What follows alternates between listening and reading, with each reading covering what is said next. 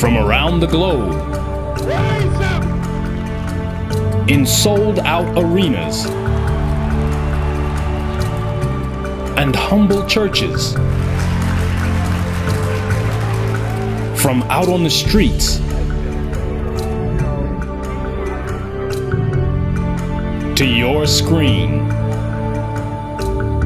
And now, on this 50th edition of The Time and What Must Be Done, an encore presentation of Part 49.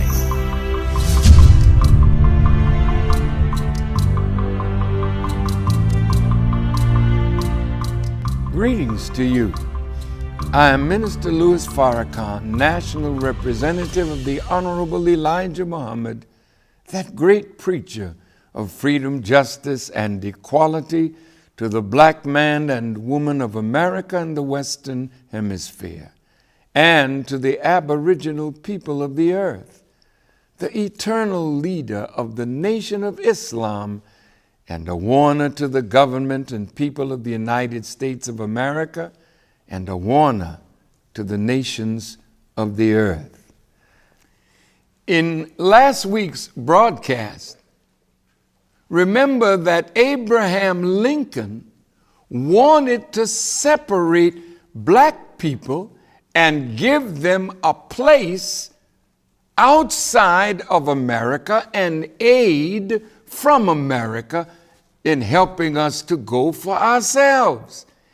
And Mr. Lincoln said that it was morally right that we be separated, and it was in the best self-interest of America to do so.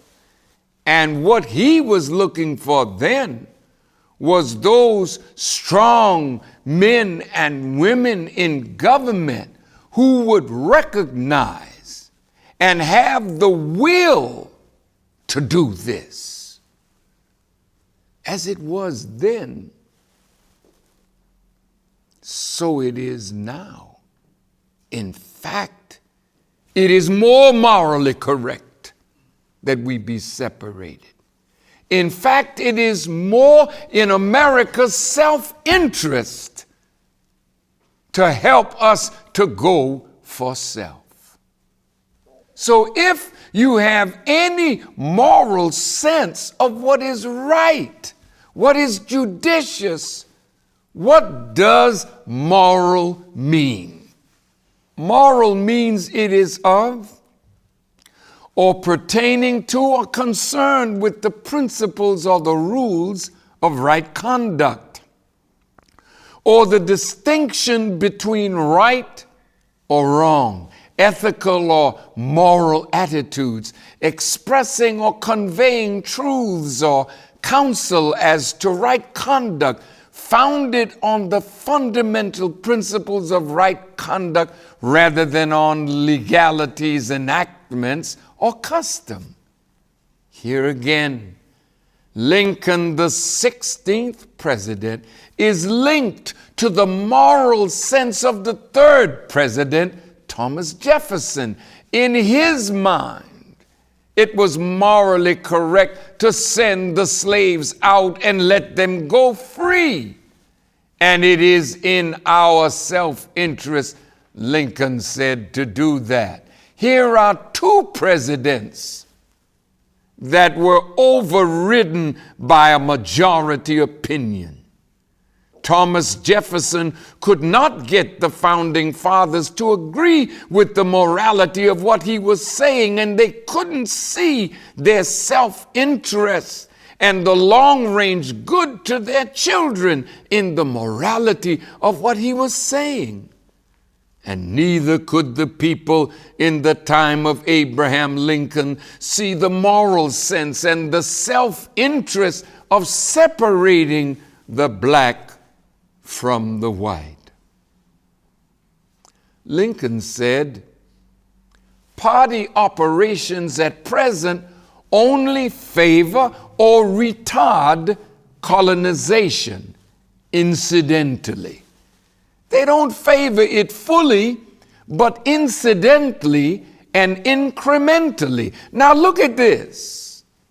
This is why members of the Jewish community could influence the politicians of that time for separate but equal. It's a form of colonization because the blacks are in a separate area, but that area is controlled from whites outside of their area. The definition of colonize means to send a group of settlers to a place and establish control over it. Come to settle and establish political control over the indigenous people of an area, to appropriate a place or domain for one's own use. Is it an accident that everywhere you find black people in America, you find us living in an area appropriated to us by that which has the power to do so? So we have been effectively colonized without giving us anything, like Thomas Jefferson or Abraham Lincoln desired for us to have. We live in an appropriated area under the control of whites through black preachers and politicians and business people that white people control. They gerrymander us as Dr. King has accused them of doing. What is gerrymandering? Gerrymandering in politics is the dividing of a state, a county, into election districts so as to give one political party a majority in many districts while concentrating the voting strength of the other into as few districts as possible. That's part of the incremental, incidental colonization of us. You redraw districts to take power from and give power to. Many colonies in Africa, the Caribbean, and in Central America were gifted their freedom, except Haiti. So when your former slave master gifts you something, you better be careful that it's not a Trojan horse. Is it something that has in it something that will overcome you and eventually keep you in a colonized state? Black people's condition in Africa, the Caribbean, and Central America is nothing more than a colony of blacks subjected to the whim or will of outside forces. So you are separate, but very, very unequal. So now your desire is to integrate into the major colonial power, not completely separate from them. Let's see how blacks have fared integrating into the countries of their former colonial master. How's it going? We have many Francophone countries, countries that have been under the rule of France, and Anglophone countries, countries that are under the rule of England. But both the Francophone and the Anglophone countries are still tied to your former colonial master. His education is what you function by. His legalities and system of law and governance and jurisprudence is what you function by. So you have a flag. You have representatives in the Commonwealth nations and in the United Nations, but you are not able to yet see that you are yet a colony. Just as in the black community in America, when it looks like we're going to get political power, they redraw lines to take power from us and give it to others who are more affable, more friendly, and a part of their desires. So it is with you in Africa. You are subjected now to Europe by means of food production. Your food is coming to you from outside. You're not producing your own food. You are subjected now because you're in debt to the IMF and the World Bank. So you're nothing more than a legitimized colony with not even the implements that will allow you to set yourself free. So as it is in the 16th chapter of Ezekiel, you're still like a baby cast out in the open field. Nobody to cut the umbilical cord. So you are not washed and cleaned, and you are absolutely not clothed or covered, but you are polluted in the blood or life directed by a colonial or slave mentality. So it's a worldwide colonization of the darker people of our planet. That is why the message of the Honorable Elijah Muhammad is so vital, so necessary for the darker people, the aboriginal people of the world, to wake them up, to make them see that they have been neo-colonized. Some of the Gentiles would have wanted to let us go and send us off to another place somewhere, but still under their domination, so-called protection and care. But some members of the Jewish community did not want the Gentiles to win that argument of methodology of dealing with us. These members of the Jewish community wanted us to stay in the South under the slave codes and the black codes, and they wanted us to farm the land as sharecroppers.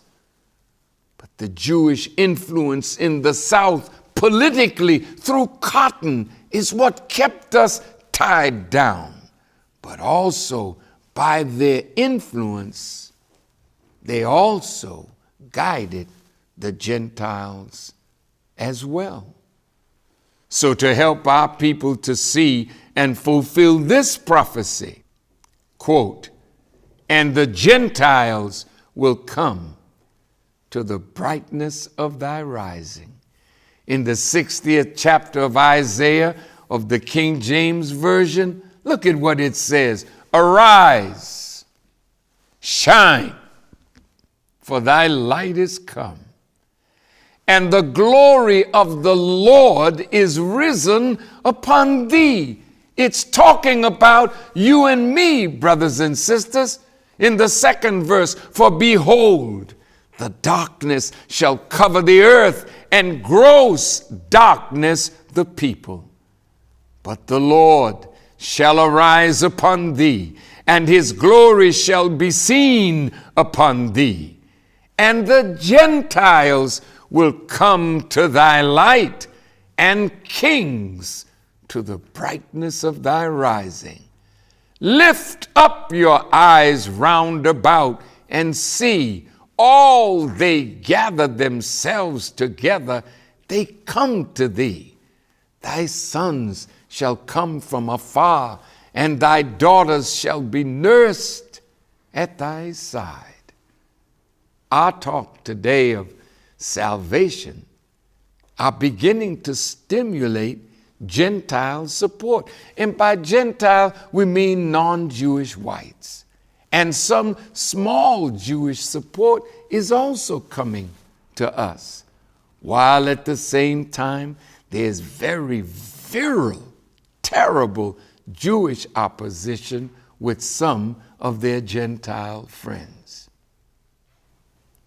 You know, I mentioned in Indianapolis that there are some white militia that are saying that Obama's agreement with Iran justifies President Obama being assassinated.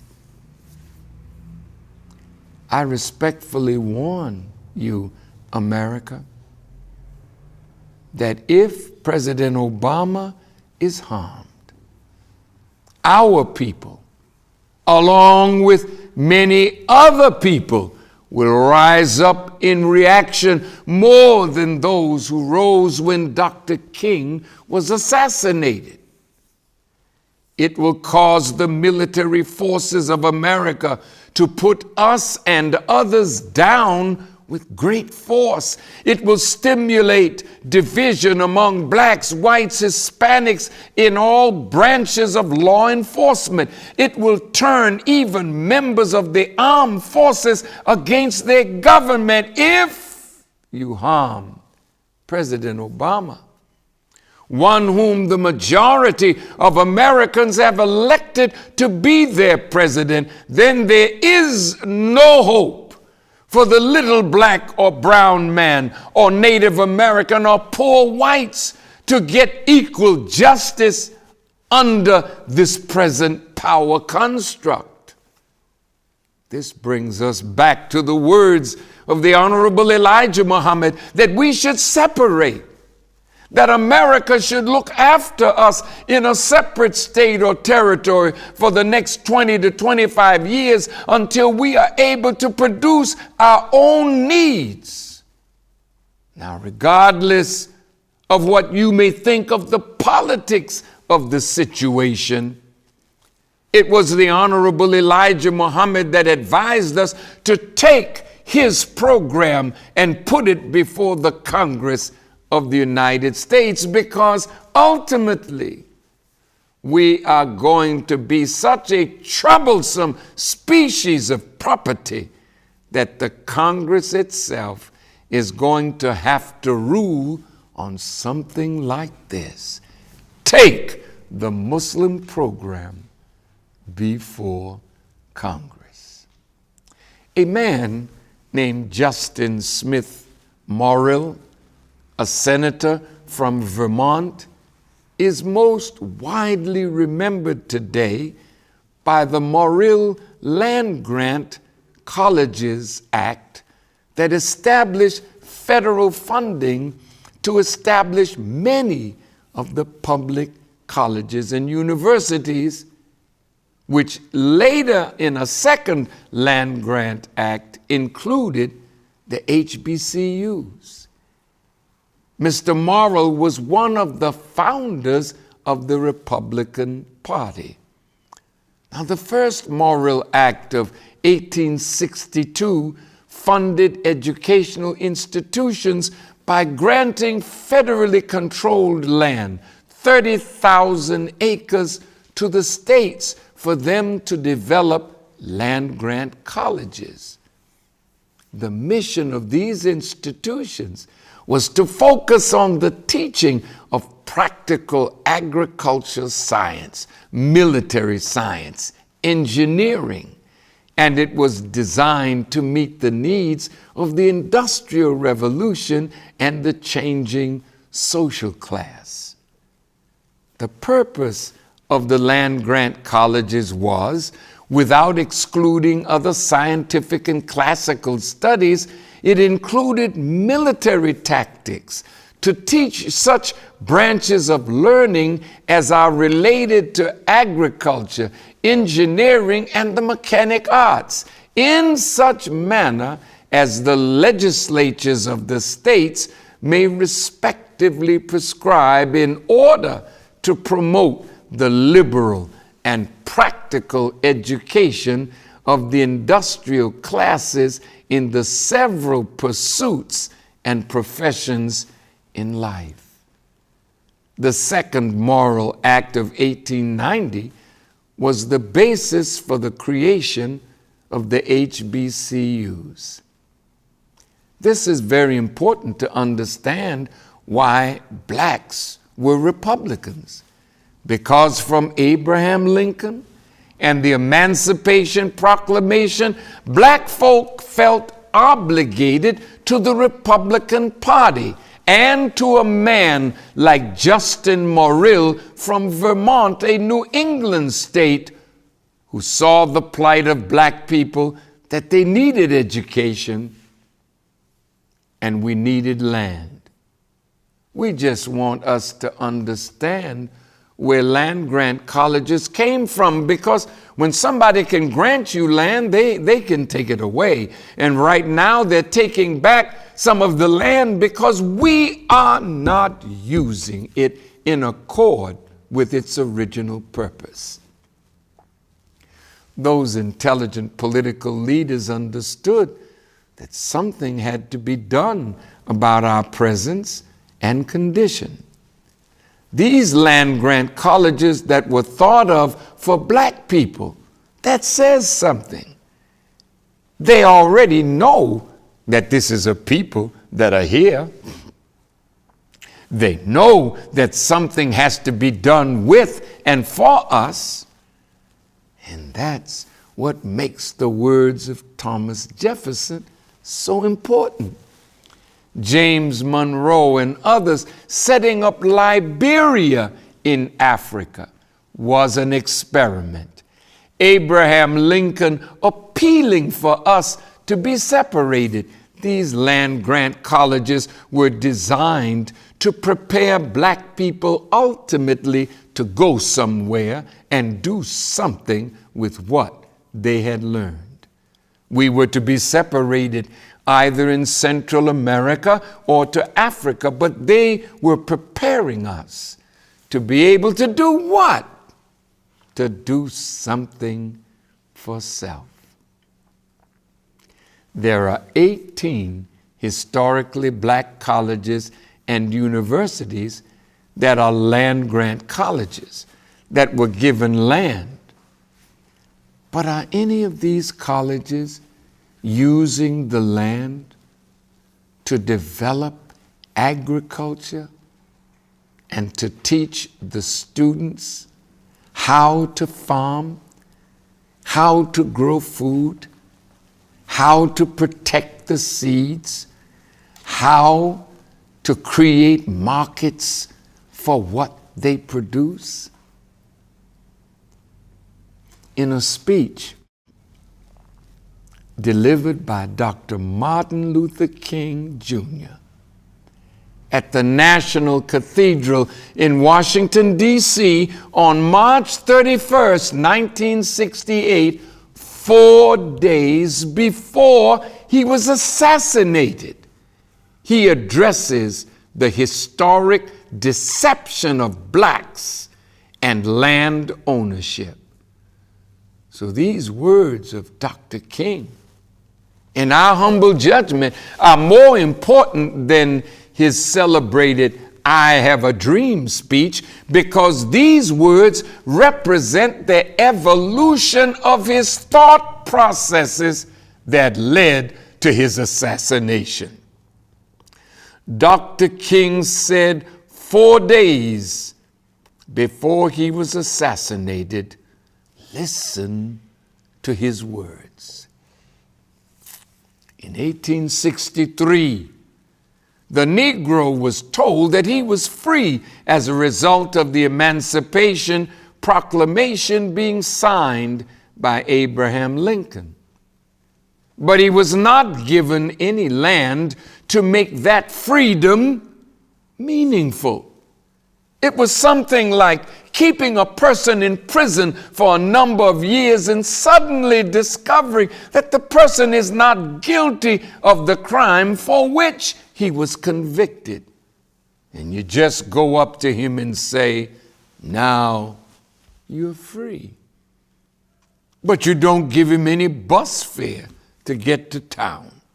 You don't give him any money to get some clothes to put on his back or to get on his feet again in life. Every court of jurisprudence would rise up against this. And yet, this is the very thing that our nation did to the black man. It simply said, "You're free." And it left him there, penniless, illiterate, not knowing what to do. And the irony of it all is that at the same time that the nation failed to do anything for the black man, the freed slaves, though an act of Congress at that time was giving away millions of acres of land in the West and the Midwest, which means or meant that America was willing to undergird its white peasants from Europe with an economic floor.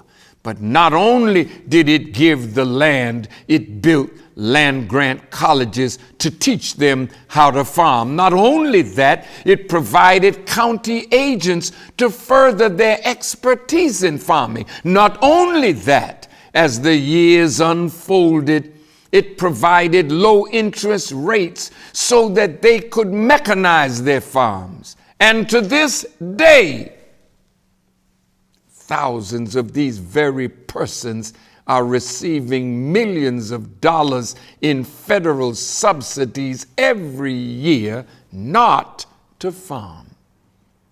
And these are so often the very people who tell Negroes that they must lift themselves up by their own bootstraps. It's all right to tell a man to lift himself by his own bootstraps, but it is a cruel jest to say to a bootless man that he ought to lift himself up by his own bootstraps. We must come to see that the roots of racism are very deep in our country, and there must be something positive and massive in order to get rid of all the effects of racism and the tragedies of racial injustice. Think of those words. Think of that man, Dr. King. Oh, would that America and black children would be fully exposed to the evolutionary growth and development of Dr. King, so that they could evolve and we could evolve with him. Dr. Martin Luther King met with the Honorable Elijah Muhammad 2 years earlier, and if we watched the progression of his language and his mind, referring to the black man, and then to the question of land, he was approaching the position of the Honorable Elijah Muhammad. And they feared that the eloquence, brilliance, and organizing ability of Martin Luther King Jr., linked with the wisdom of Elijah Muhammad, could absolutely make the black man a powerful force for our own freedom, liberation, self-determination, and independence economically. Oh, I have become a brother in faith to Dr. Martin Luther King Jr. And if you study his words, you will grow as he grew, to see the value of land to freedom and land to productive life for our people. The point is that right now, no land-grant college is fulfilling the aim of the Morrill Act, not one. So liberal arts education has crept in to knock out the type of education that land-grant colleges were designed to produce. I love Howard University, but when white people set up Howard, General O.O. Howard, the man after whom the college was named, was not in favor of government teaching black people the science of business, the science of warfare, and the science of mating, and that was put in the congressional record, according to the Honorable Elijah Muhammad. The liberal arts colleges were set up in direct opposition to what the land-grant colleges were to teach military science, engineering, agriculture, mechanic arts, along with liberal arts. Howard University was supposed to be the theological seminary for the black clergy. That was the original idea. Can you imagine white people setting up a college to teach black people and make them clergymen? What do you think he was going to teach them to teach us? Pray for your enemy who despitefully use you. If they take your coat, give them your pants too. If they smack you on one cheek, turn to them the other also. Congregational Society of Washington had the idea of establishing a seminary, and within 2 years that grew into a university consisting of colleges of liberal arts and medicine. The Honorable Elijah Muhammad said the establishment of that university was not designed to teach black students to do for self, like the land-grant colleges under the Morrill Act wanted these colleges to do. And this brings us back to the secret relationship between blacks and Jews. Because in the South, under Booker T. Washington, in Tuskegee, what would become the bedrock of black economic independence, and that would mean the death to those who were depending on our being dependent. This excerpt is from one of the books referenced by Dr. Roshan, the former president of Tuskegee University, for us to study about the great role Tuskegee played in black advancement. The book is titled Up From History, The Life of Booker T. Washington by Robert Jefferson Norrell, printed and published in 2009. Booker T. Washington was tied to members of the Jewish community, but they had not turned him. But they sought to turn the institution after him. This man writes in 1904, Booker. I hate that he called him Booker. That's a white mentality, talking to a great man like you know him on first term, first name basis. I will not cheapen our brother by calling him Booker, even though that's the way the man wrote it. In 1904, Booker T. Washington still had to raise more than $100,000 a year to balance the budget. He searched constantly for new sources of money, and by 1904, his regular calls at the investment house of Kuhn, Loeb and Company in New York had begun to yield results.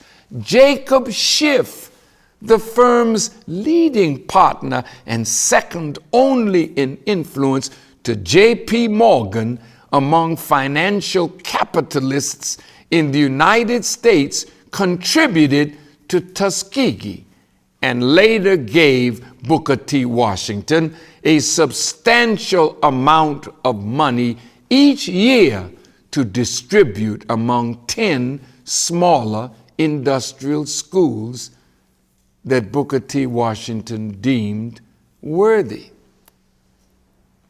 In 1904, Washington arranged the appointment of Paul Warburg of Kuhn, Loeb to the Tuskegee Institute Board, the first member of the Jewish community to serve.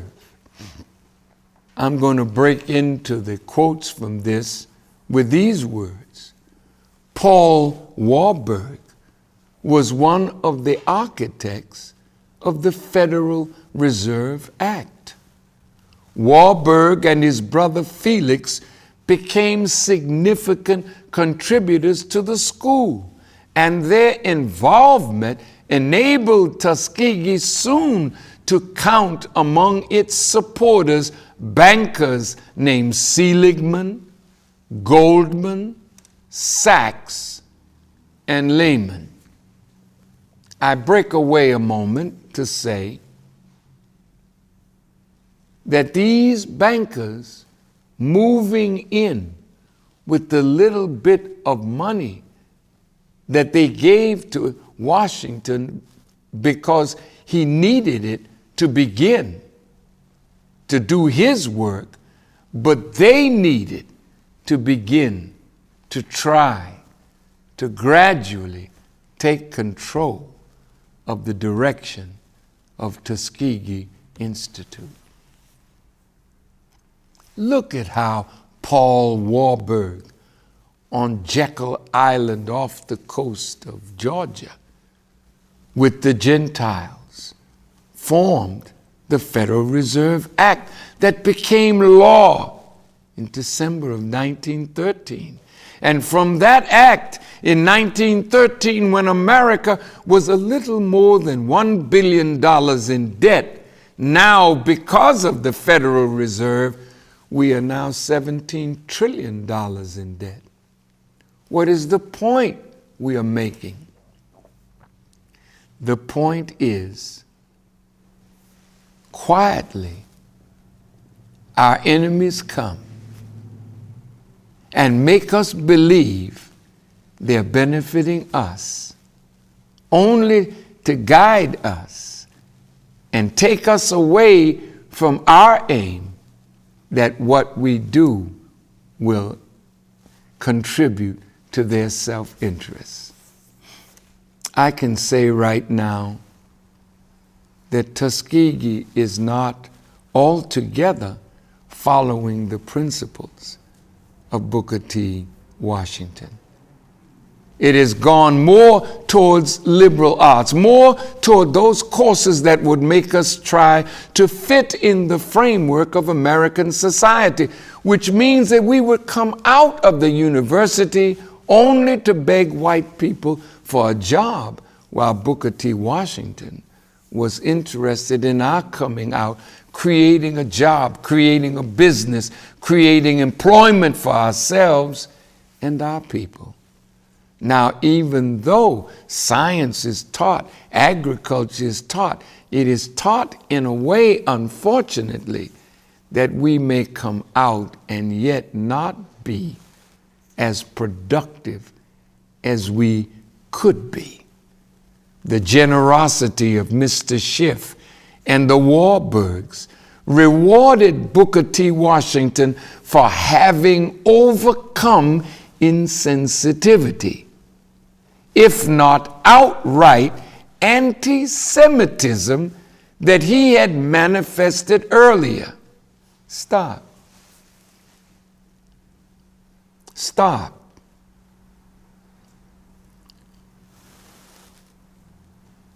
In this book, The Secret Relationship of Blacks and Jews, we list all the great men that were called by members of the Jewish community anti-Semitic. Booker T. Washington, Marcus Garvey, Martin Luther King, Malcolm X, and even Nelson Mandela. So, what did Booker T. Washington see about what some members of the Jewish community were doing in the South that made him speak in a way concerning them that caused them to call him an anti-Semite? So the first thing naturally they would want to do is put money behind him. And then they said he overcame his anti-Semitism. In 1894, he had been taken to task by the editor of the American Israelite for having several times designated a man as the Jew in an article for a Christian publication. You mean to tell me you can't say that a man is a Jew? But don't you always say so-and-so is a Muslim? And then you say he's anti-Semitic or he's a radical? Black people don't have that right. Now the ADL has jumped on Kanye West because he said black people don't have the same level of connections as Jewish people. Black people don't have the same connection as oil people, quote. Did he lie? No, he told the truth. And the ADL, Mr. Foxman, issued a press release on the 2nd day of December 2013. And this executive director said, quote, if the comments are true as reported, this is classic anti-Semitism. There it goes again. The age-old canard that Jews are all-powerful. No, you're not all-powerful, but you certainly are powerful. And you control the levers of government. You don't want to admit it. But as a celebrity, you're telling Kanye West he should know better. He does know better, and that's why he said what he said. Then you said to him, we hope that he would take responsibility for his words, understand why they are so offensive, and apologize to those he has offended. You know what, Mr. Foxman, I wish you and I could have a dialogue. You wouldn't put that small-time stuff over on me that you put on scared to death Negroes, that if they mention Jew and you call them anti-Semitic, they start bowing to you and your pressure. Kanye West, don't bow to the pressure to apologize to anybody. You said nothing wrong. Who are you, Farrakhan, to tell him that he said nothing wrong? I am directly from the Christ and the Messiah. So what I tell you has more weight than anything that these enemies might want to say. You have nothing to apologize for. It is their fear of the truth. And that's why it gives me pleasure to defend my brother. And now, Booker T. Washington was actually an admirer of Jewish entrepreneurial spirit and assimilation. Booker T. Washington never made that mistake again. Still in late 1904, he warned the Institute business educators that too much of the school's business was being placed in the hands of a few Jewish businesses in Montgomery when, quote, in creating public sentiment in favor of the institutions, the Jews cannot be of much service. If, however, the business was to go to some Jewish merchant, Booker T. Washington wanted it given to Jacques Loeb, who in earlier hard times had extended credit to the Institute in the face of Gentile merchants, collusive threats to boycott Loeb if he helped the Tuskegans. Booker T. Washington rarely ever forgot a slight, but never a friend. Black private education in the South still depended entirely on Northern money, although it was coming to Tuskegee from some new places. In 1912, the school solicited 5-year pledges, and the donors included no Carnegie, no Rockefeller, no Huntington, Peabody, Wanamaker, Ogden, or Baldwin, all of whom had been so crucial in the building of the school.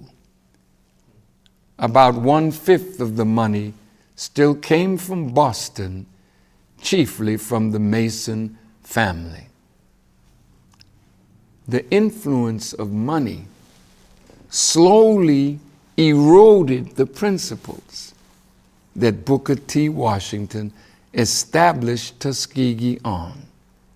The Honorable Elijah Muhammad wanted to encourage Tuskegee to go back to the principles of Booker T. Washington, because those principles are sorely needed if we are going to be builders and not beggars. But what most of our people don't realize is that sometimes white people give you money, but they don't give money to further your aims.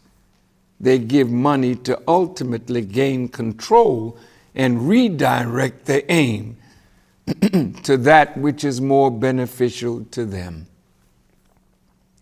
We see again in the Morrill Act the principle that any live germ grafted from original is devil.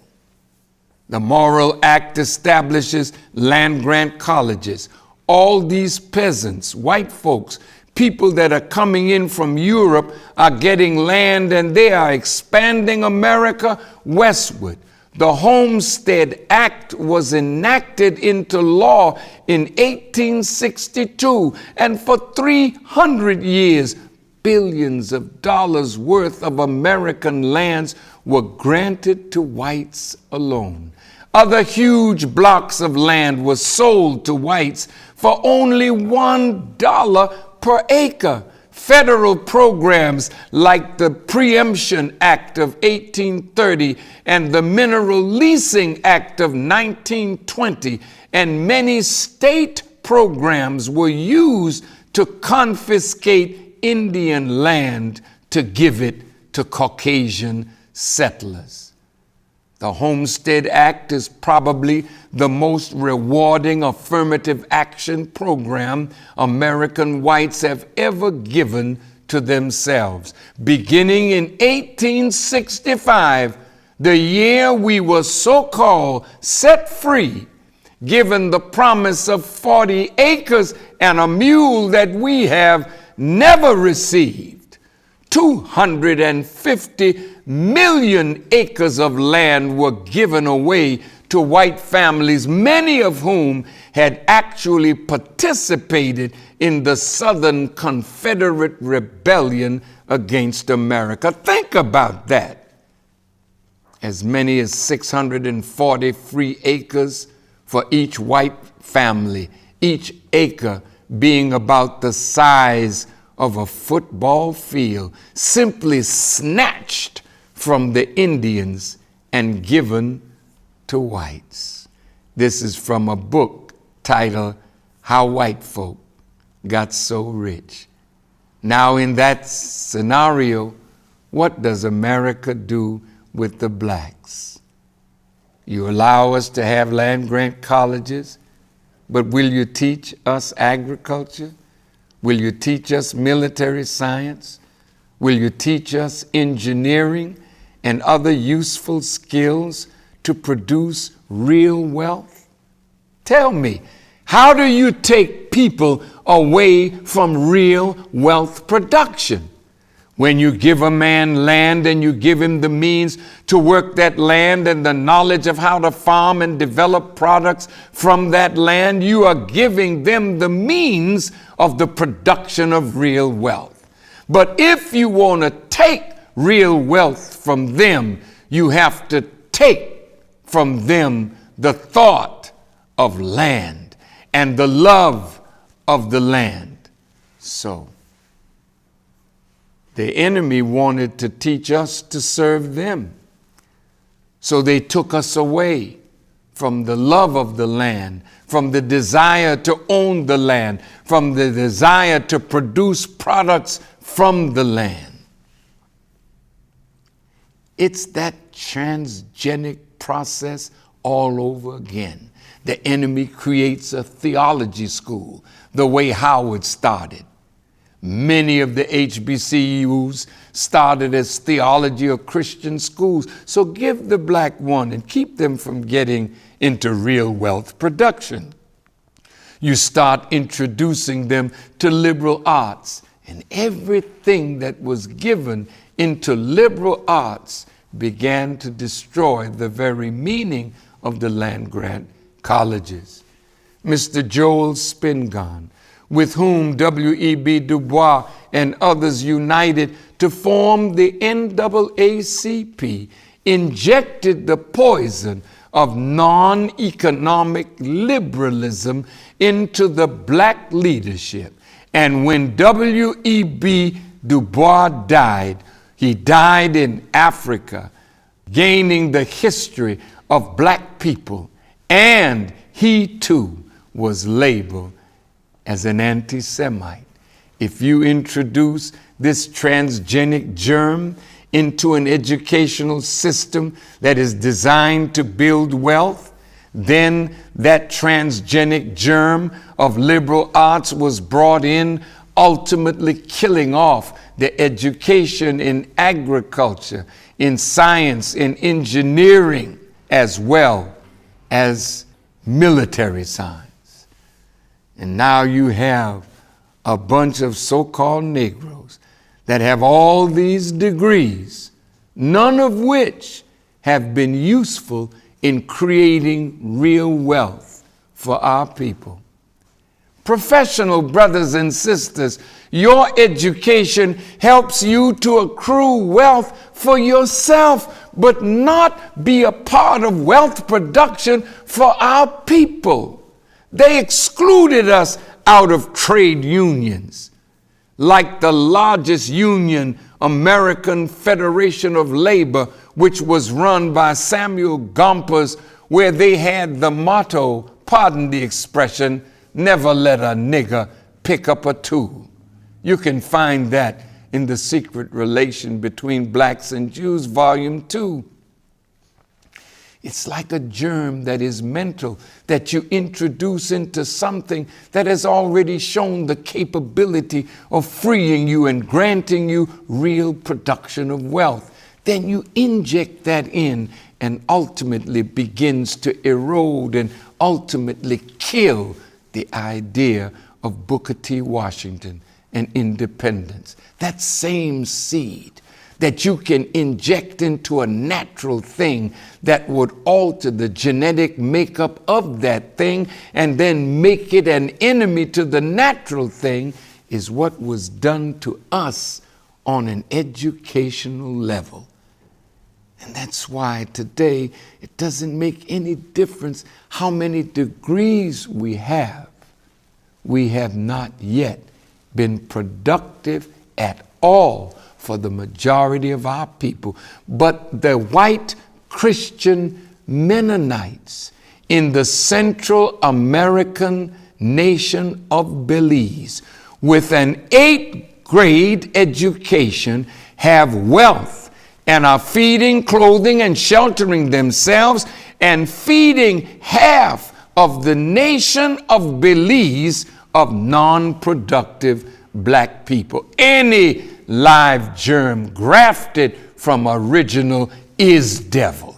And for us to be deceived into thinking that I'm going to college, I'm going to get a degree, but in order for you to work your degree, you either have to be productive in that field to produce the very field that you're working in, or you're subjected to those who control that field. If you're a nurse, where are you going to practice nursing?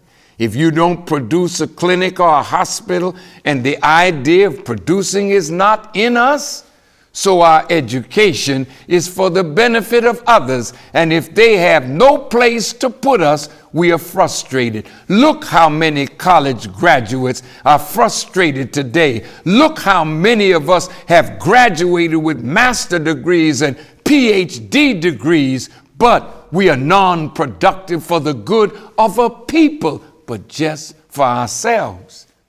Well, if you're not this or not that, you're called a neuter gender.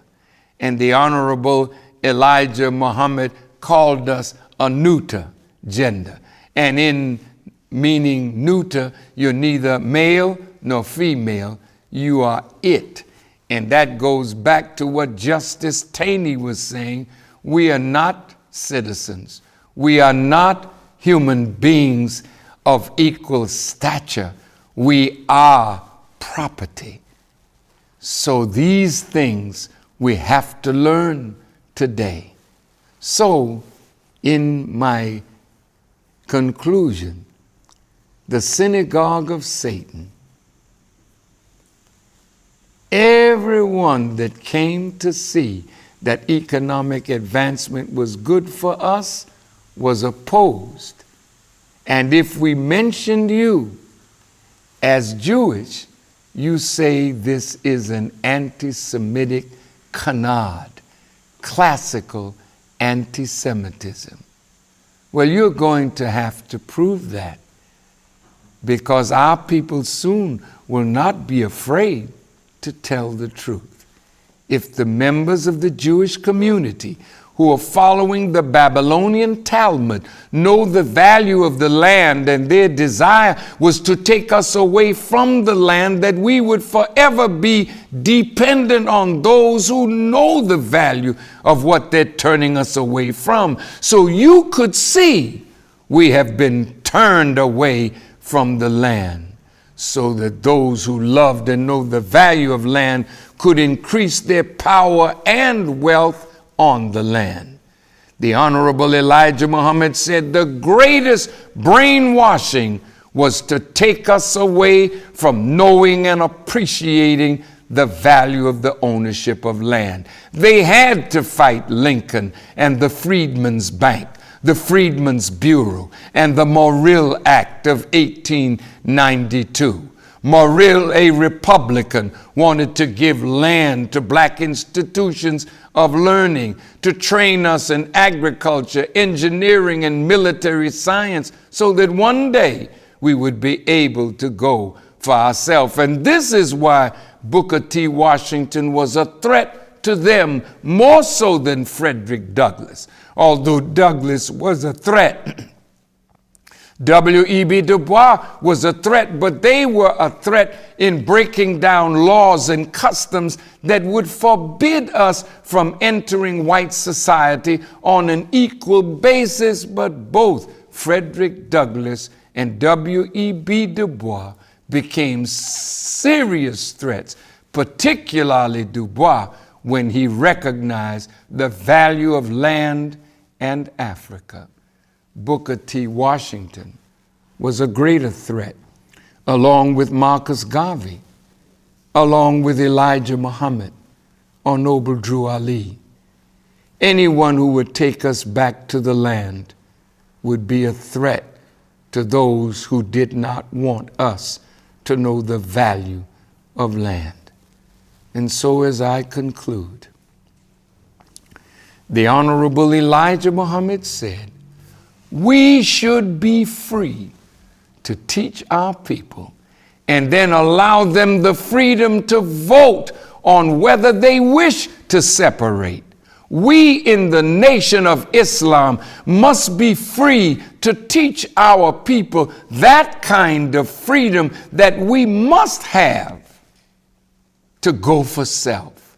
And you, America, should help us by affording us time to reach our people and the means to reach our people, to give them the time and what must be done and the reason for separation, and then the circumstances, and then let our people have a vote as to whether they wish to form a nation of their own.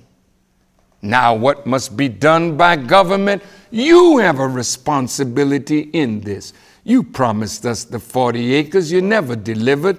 But you said that if we had it, along with the 13th, 14th, and 15th Amendment, the country would be in a better state today. But we don't have it. And now the red states are definitely trying to take away any enforcement of 13th, 14th, and 15th Amendments to the Constitution. So if you take that away, you really want separation. Otherwise, the continued oppression will lead to bloodshed. Must it get to that point where Allah has to intervene now to kill you for killing us? For we don't have any power to kill you with the little pop guns you put in our neighborhoods to give us a little fly swatter for each other.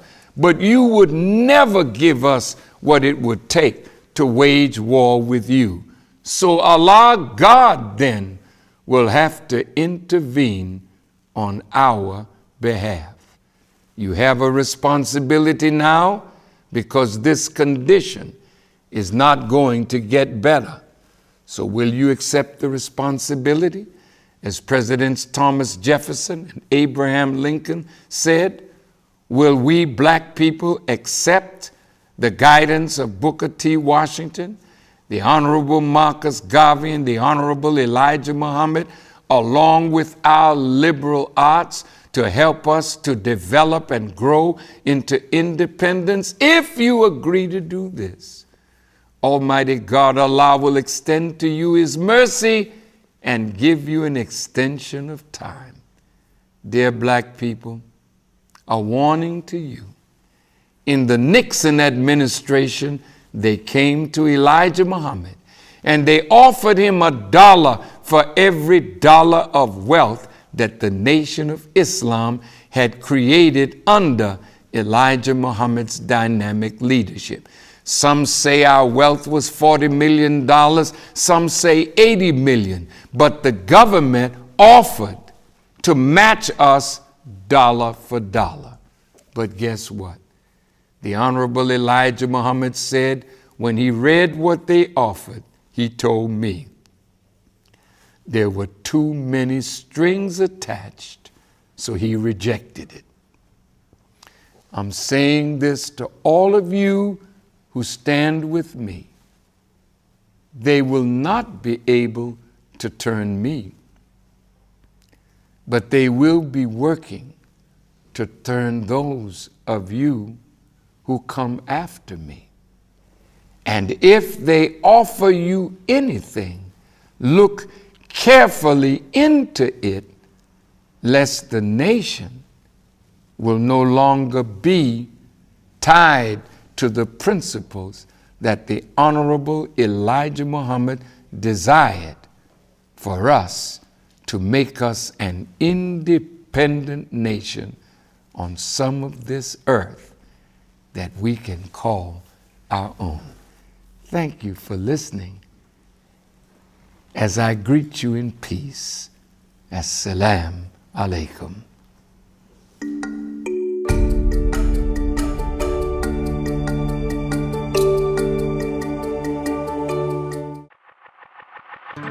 On February 24th, 2013, during his Savior's Day address, the Honorable Minister Louis Farrakhan introduced Muhammad's economic blueprint to end poverty and want. 7 days times 1 nickel a day, 35 cents a week. Do you have it? Yes, sir. Isn't that painless? Yes, sir. You know you don't like pain. Yes, sir. Look at this. 52 weeks in a year, so that amounts to $18.20 per year. And if everybody in this room, everybody listening by television, everybody under the sound of my voice gave $18.20 a year, multiply that by 16 million in the working force, Now we got $291,200,000 in just 1 year. 291 million. Look at the power of pennies, nickels, and dimes if all of us did this.